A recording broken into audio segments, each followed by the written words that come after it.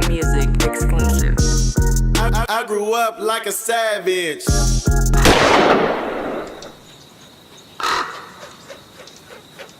These boys hot. Let me start getting up under them, put a little paper in their pocket, and start, getting close to him. So he flew. He didn't fly me out. He didn't call me. Right. Everybody on No Limit in the Bahamas except for me.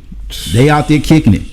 So when they come back, I could sense their attitude. Them. They got a different swag about them, Yeah, they bop a little bit. Yeah, Crew got him some Versace shades, Versace belts. They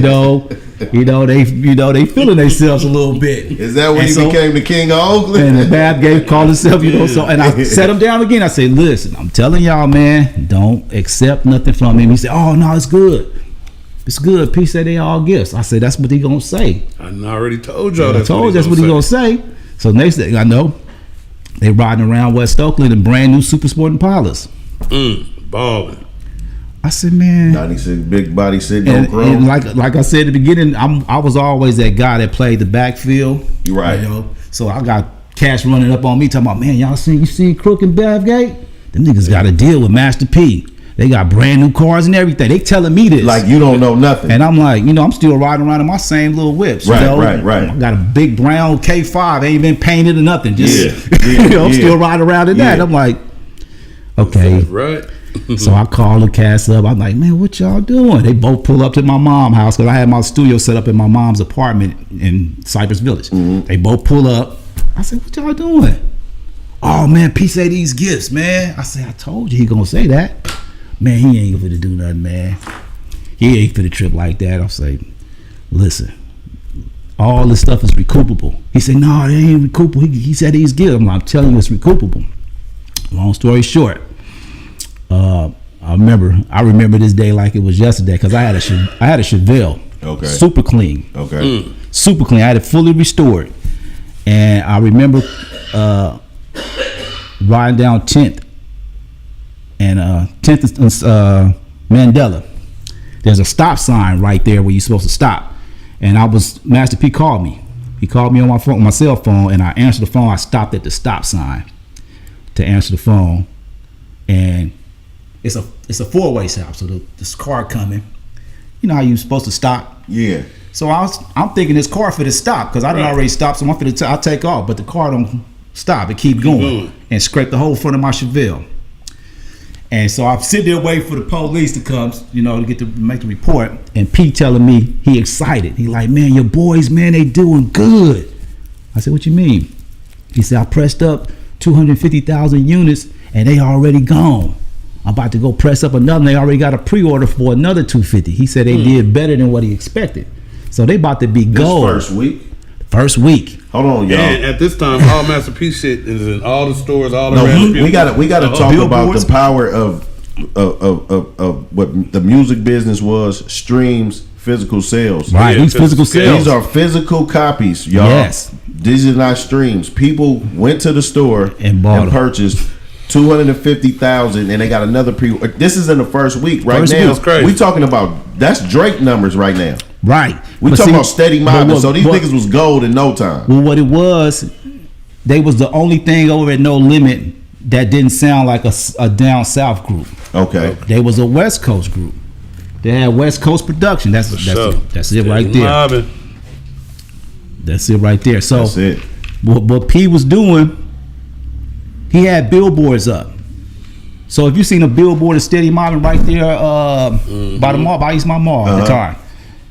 Wherever you seen a billboard, he had that in every city set up. Yes, he did. Mississippi, Atlanta, Alabama. He had a whole marketing program. So every record store had their own No Limit section. Right, and people was just buying stuff that had No Limit attached to it. Yeah. But when they picked that one up, that had a different sound from the No Limit sound.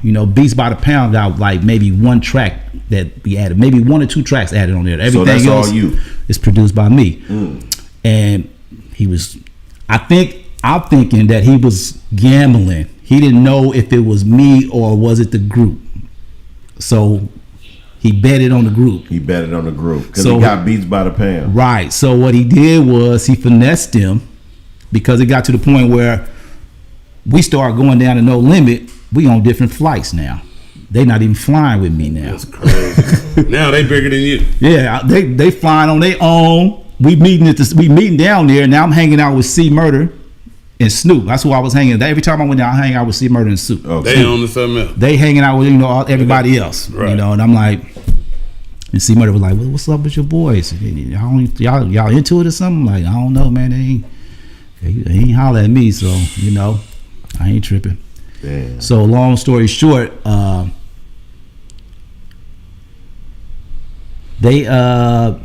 told them I said I had to meet. No, this is what happened. I remember now what happened. We riding. I'm riding. Babgate called me, and he got Crook on the other line. They on separate. They're not at the same. They on separate phones, right? And now they looking for money from this project. Okay. Okay. So they like Babgate like, DJ man, what's up with the money from the premeditated? I said, I don't know, I ain't heard from P. I got to call down to the office and see what's up. He said, yeah, man, we need to see what's up with that money. You know, that's our bag. Right. So I called No Limit, and P got his boy named Tavesta running all that part of the company. So I'm on the phone with Tavesta. I said, yeah, man, it's been a while now. They try to see what's up with the money. So all of us on the phone, Babgate, Crook, they on the phone. They not really saying nothing. They just listening. Right. So I'm like, so what's up with the sales on that? He said, okay, I got a check here for you. It's for $64,000. I say, $64,000? That don't sound right. It should be somewhere like 1.2 million or something. Right. You know. Right. And he said, well, you know, your boys, they racked up a nice, pretty big bill. Yeah. I said, oh, here we go. And he started naming off 2 cars, trips to the Bahamas, Versace suits, and belts, and hotels, and flights, and all kind of stuff. Now, are you doing your calculations on what's being owed by? Well, see, I don't know, because they going off. See, I never got no advances for the record. I only got advances for me being a part of the production team. In the music business, I'm saying though, like, how did that work when it all used to break down to $1? Well, the deal that me and P had was a 60-40 split. Okay. I came with the project already done. All he had to do was put his stamp on everything. Oh shit, you had some. Right, so I should have been seeing something really nifty, and I had a deal already worked out with Steady Mobb'n because they was a part of Bomb Shelter production. I don't got my Rain Man math together, right? But 64,000 with 1 point something being owed, you know what I'm saying? Yeah. Is like I'm trying to figure this shit out. Like they racked up $1 million and something in advances. Man, so this is what P was doing. Because he want a second album on him now. Okay. So this day after I hear all the numbers, I'm telling them numbers ain't right, and they on the other end of the phone, they hearing all that. So I'm like, okay, let me call these cats and tell them what's going on. Okay. They on the phone, they hear everything. They ain't saying nothing. So he hang up. I say, did y'all hear what he said? Babgate say, man, I hear Crook, you know, he's sucking his teeth like, man. And Babgate gonna say, what's up with that 64,000? I kid you that not. Nigga thinking. I need something. Man, that nigga like, man. I'm like, wait a minute, nigga. Y'all done tapped into my portion of the However money. we gotta split this, I'm finna buy some coke. I'm to the block. This shit is over with. And I say, man, I told y'all, man, not to take no advances from that cat, man. So when them cats were still in Oakland, even before that, were they still hustling? So what they did, what happened was, now it ain't no money. But see, I already know this is a game. This is the music game. This is the hustle game. Right. So he gonna shut the money off. He gonna cut it off for a little bit. Because now what he's doing, he's gambling. He's seeing if I'm worth the gamble or is they're worth the gamble. He took the gamble on them. So he gonna lock them in. Okay. He wanna lock them in. So Tavesta tell me P wanna sign the group. He wanna sign Steady Mobb'n directly over to No Limit because he want to make them a down south group. And I'm like, you already got some down south groups. Part of the reason why this album was so successful is because they're a West Coast group. Right. He said, yeah, but we think that they got a bigger market down here down south. And I said, well, that's up to them. If they want to jump ship with me and go sign with y'all, that's up to y'all. That's up to them. So I left it up to them to go over there. So in my mind, I'm thinking they didn't re-sign and did a deal with P, because now they got a new album coming out called Crime Buddies. Okay. So the album came out. Now I'm on my last year. I'm telling everybody I'm not coming back next year because I don't like the way things moving over here. I'm just gonna do something else. And sure enough, they put out another album, Crime Buddies. Didn't do no numbers. So now P ain't taking no calls. Apparently, you know, Crook got caught up with some weed at the airport, but it's more than that. Everybody was getting in trouble over there. Right. They wasn't doing no numbers. He like I said, he gambled on them over me because he didn't know if it was my production that was making them sell or was it their raps. Right. And he gambled on them being the raps, and then it was a clear cut situation. They only did like maybe 60,000 units or something like that. So it wasn't the same as this project. So now he ain't answering no phone calls. And you still shopped them around and had to settle on an independent deal. What happened was they came back to me. Okay. And it was like, D, man, we made a mistake. We try to get back right. We need you. They still got the Impalas? Yeah, now they got 2 brand new Yukon trucks now. Okay. Because see, what P did was the money that they made off of this project, he was making them remixed everything. He was making them think they was getting money from the next project. Right. But it was really all their money from the gate. From the gate. You know what I'm saying? So he done bought them 2 houses. They got houses out there and 2 Yukon Denali trucks and Impala. So the houses is down there, so they're really his houses. I don't really know because I stepped away from the whole situation, but then, you know, I'm hearing this is what I'm hearing. I know they had the Denalis, you know. I'm sure he pulled the something that we didn't touch on when you at No Limit. What is the temperament between No Limit and Cash Money in the competition? Are you hearing about those dudes coming up? Well, what it was, they was, you know, what was going on is they was calling the Ballers Hot Boys. Okay. And I remember a CD seeing Hot Boys in the office, and I was like, "What's the Hot Boys?" And nobody wanted to really answer. Okay. So I didn't trip on it no more. Okay. So it was really nothing. I knew it was something there, but I didn't know exactly what it was. Which leads me to ask you this too, because I don't want to lead this out. This is a Master P question, right? About his creativity or not his creativity, right? With that being said, he shoots a movie called Hot Boys, right? Which is already a group, right? I remember it being controversy behind that. He also has this Ice Cream Man thing, and you from the Bay Area knowing that where that come from and that would derive. Have you ever had a conversation with Master P? Because in hip hop, he's a notorious biter. Yeah, with the Ice Cream Man thing. It was kind of evident. I didn't even ask about that. Yeah. And the Hot Boy thing, I knew what that was. But it's so much more, like, you know what I'm saying, shit that Master P done did. Was he approachable like that to even have that conversation? Yeah. If you were to? Yeah, he's a cool dude, man. He really is. I can't knock him for his business, how he, you know, he's a shrewd businessman. Yeah. You know, I can't knock him for what he is, but yeah, he's approachable. He's cool. Approachable. He's just the hip hop in me, the hip hop kid in me wanted to know, because, you know, like, that's our culture. Like, you know, in other genres, a motherfucker will make a cover album and it'd be perfectly fine. You know what I'm saying? ZZ Top might record a motherfucking album that came out 30 years ago and nobody got a problem with it. But, you know, just like the age thing in hip hop. You know what I'm saying? New college kids discover rock groups all the time. Every year. And you know what I mean? Like, this is my favorite group. Like, motherfucker, you was born now. How is this your favorite group? You know what I'm saying? But we look at our legends and shit like, oh, this motherfucker washed up and shit. And that's where I think the element be missing. Like, just say for now, let's just say if you was able to be in a session with Mustard, knowing that his sound came from where you was the shit you created, and you would be able to be like, nah, what if you the Dr. Dre shit, right? Dr. Dre will sit back and motherfucker create something. He like look, he fucking with knives. You know what I'm saying?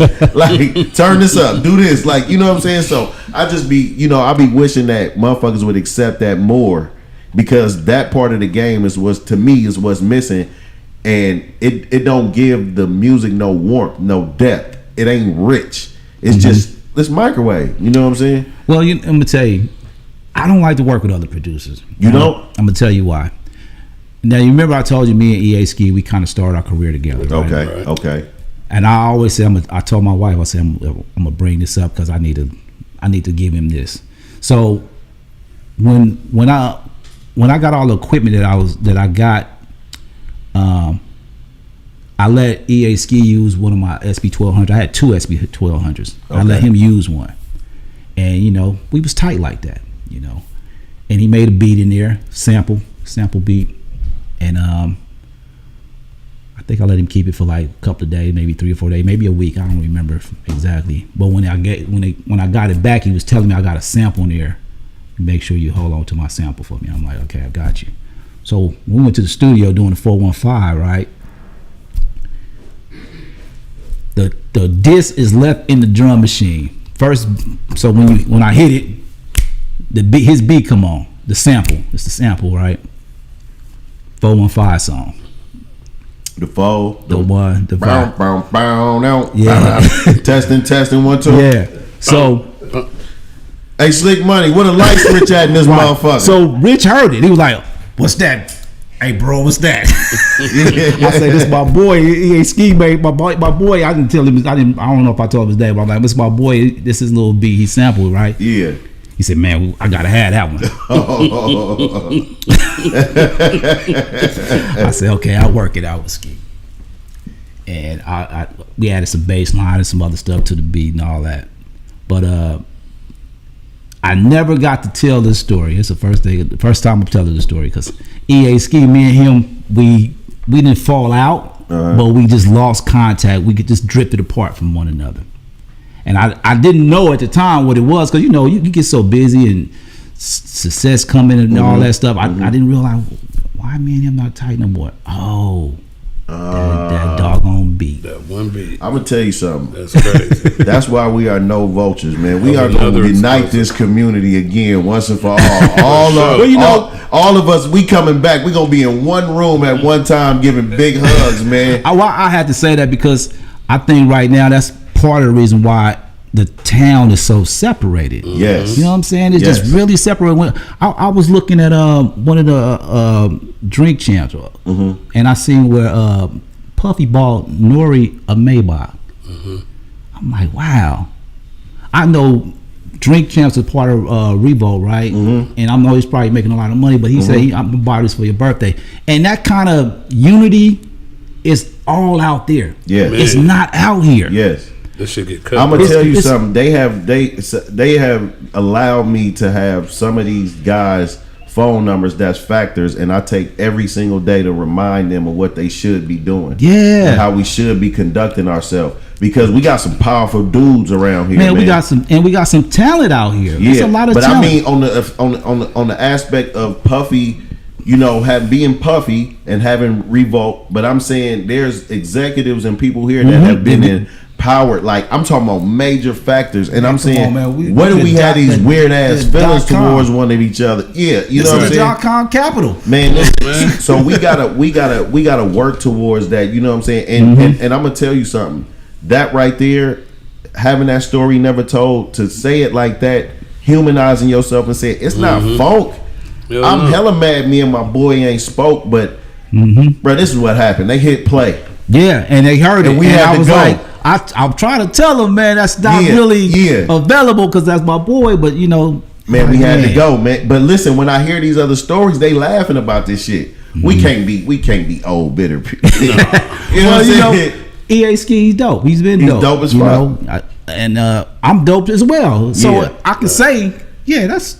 And some of those stories have happened, and the nigga didn't turn out to be an EA Ski. They turned out to be a level lower, and they really bitter. Yeah, like put your car on flat while you in the club. But I needed to get that out. But that's one of the reasons why I don't work with producers. There's another guy. He played some keyboards on a song I did for SIBO, Money by the Ton. His name Kennedy Lofton. Money by the Ton is hard. Yeah, I did that. So at that time, Kennedy was a part of my production team. It was just me and him, and he would play little keyboard melodies, and he played on that song, and man, he never got his credit for it. And he like, D man, why they didn't put money? I'm like, oh, but when we hear, They want you to have all the answers. we sit up here and watch Dr. Dre on the Super Bowl get behind the keyboard, knowing that that's Scott Storch keys. Mm-hmm. But it's not. It's you know what I'm saying. It's like Scott Storch is. He's Scott Storch. You know it's Scott, but you know what? I understand. Everybody want credit for what they they want their shine. I get it. Yeah, and right now this is the time I'm giving him his shine. I'm giving that's his dope shine. shit. I'm give that man his Kennedy flowers, his shine. man. I'm just trying to stay racked up like you. Put an 8 in a 1 and do magic. Tryna stretch hair on like elastic. Eco-friendly drug dealer, I don't waste no plastic. Use all 4 corners of that baggie. All I ever wanted was a bankroll. So I pull up on Champ before the bank close. Say no to stank hoes and stank clothes. No paramedic pimpin', nigga, we don't save hoes. Yeah, rest in peace to Lil'